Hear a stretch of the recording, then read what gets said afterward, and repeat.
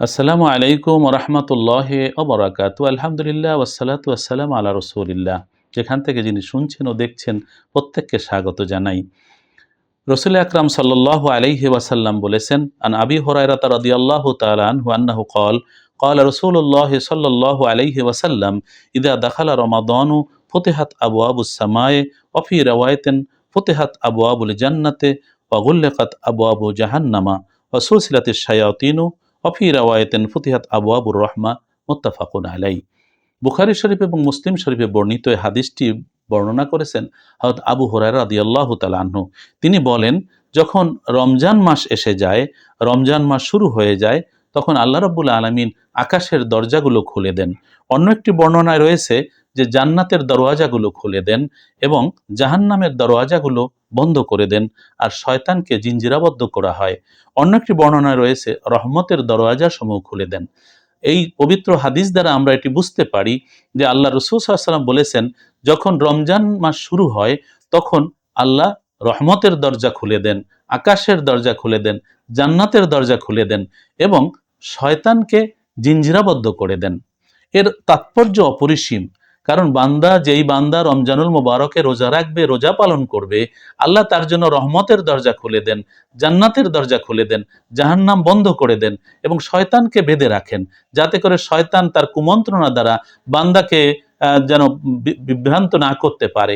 সেই কারণে তো রমজানের মর্যাদার দ্বারা কিন্তু উপলব্ধি করা যায় যে এমন কি মাস, যেই মাস অন্য মাস এমন নয়, যেই মাস আসা মাত্রই আল্লাহ জান্নাতের সব দরওয়াজা খুলে দেন যাতে জান্নাতীরা সেখানে প্রবেশ করতে পারে। এটি হলো রোজাদারের সম্মানে।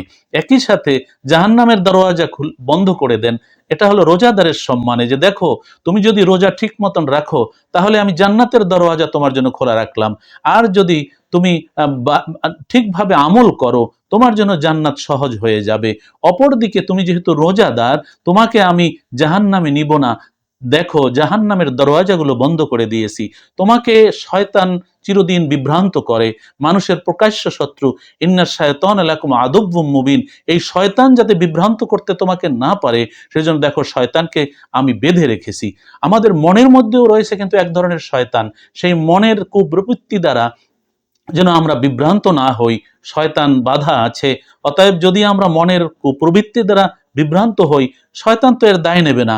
আমরা যেন সবসময় সৎ চিন্তা, সুন্দর চিন্তা করি। এই রমজান মোবারকে কি খুশির কথা, জান্নাতের দরওয়াজা খোলা, রহমতের দরওয়াজা খোলা।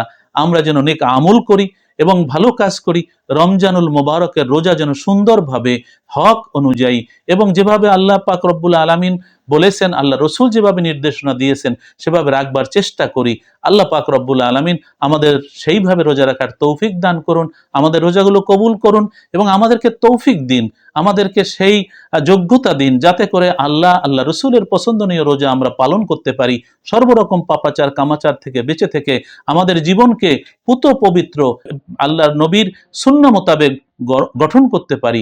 আল্লাহ পাক রব্বুল আলামিন সেই তৌফিক আমাদেরকে নসিব করুন। আমিন। ভালো থাকুন, নিরাপদে থাকুন। আসসালামু আলাইকুম রাহমাতুল্লাহি ওয়া বারাকাতুহু।